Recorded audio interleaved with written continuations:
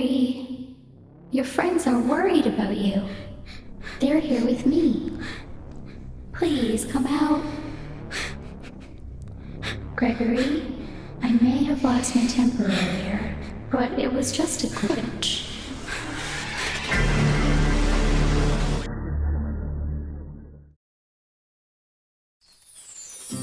Over the last few weeks, Steelwool Studios' new entry in the Five Nights at Freddy's game series has been taking the internet by storm, sparking plenty of attention on platforms such as TikTok and YouTube.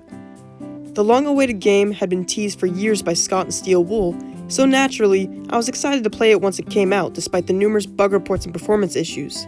These are common for newly released games, I thought to myself, but let me tell you, when I picked the game up for myself, it was much worse than I could have ever imagined. Now, my experience playing Security Breach was on the PlayStation 4, which isn't exactly known for running most games smoothly. The average frame rate for most PS4 games is around 30 FPS, which is also true for Security Breach. At some points, I knew for a fact that I wasn't going to experience cinematic visuals at 60 frames per second with my PlayStation 4, but this game ran like trash, to put it simply. It is important to note that the game was definitely running below 20 FPS in most areas. But at least the graphics looked decent enough. Nothing outstanding and a lot of downscaled textures, but the lighting and polygon count was okay. I especially liked the design of the animatronics with their smooth and eye-catching designs, so no complaints from me there. The real killer of this game comes from the actual gameplay itself, and oh my gosh, it is bad. This mostly comes from the saving system in the game, which takes inspiration from the Alien Isolation save stations found throughout the game, but at least that game has plenty of autosaves to go along with it. In Security Breach, the save stations are your only way to save, in exception to the very few autosaves that occur at certain points during the game.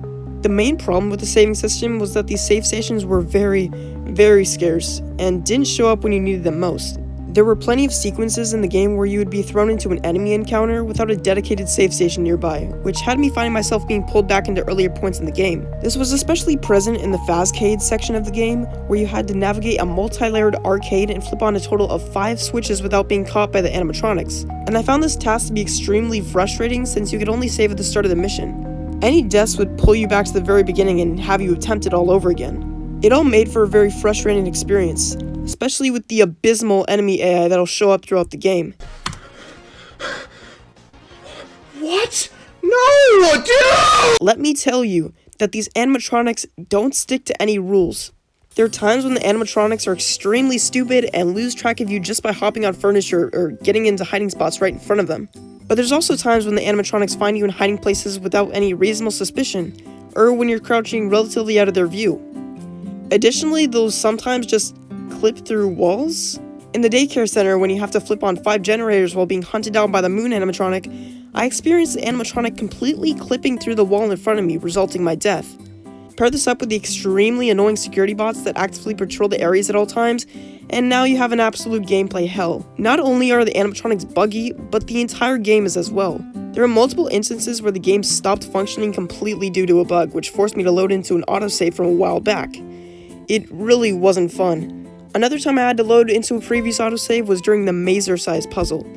It revolves around pressing various buttons in a panel in order to move the walls around in the maze, with the end goal being to open up an access point to a vent. The reason I decided to quit this part was because of the absolute lack of instruction or explanation of this puzzle, which forced me to completely guess the solution.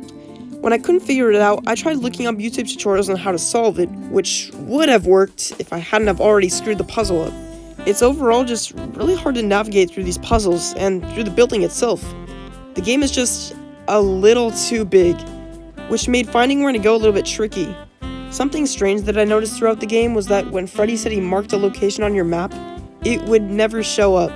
No indicators or anything on the map. I'm not sure what happened in this mechanic exactly, but I know for a fact it's not just me. The game isn't all bad though, and in fact I think it has some really good moments. For example, take the sewer section. You're thrown into a dark sewer where you have to navigate claustrophobic tunnels while Chica hunts you down. It felt different from the rest of the game because it wasn't so large and everything felt alien to you while you were down there. Pair this with the darkness and the cramped spaces and it truly made for a frightening experience. I really wish the game focused more on this instead of fetch quests that are littered with security bots all the time. Security Breach, despite its flaws, can be a great game at times, and when it's good, it's really good, but when it's bad, it's really, really bad. I just don't know if I can recommend this game for $40 at the moment. It's really quite a steep price tag for something that feels like it was never playtested once in its development. I'm not saying that the developers didn't work hard on the game, but I think we can all agree that the game would have been better off if it was delayed a little bit longer to get these issues sorted out. So that's my conclusion. Do you have any other thoughts on Security Breach? Make sure to leave them down in the comments below. And if you enjoyed this video, please make sure to subscribe. See you guys later. Bye.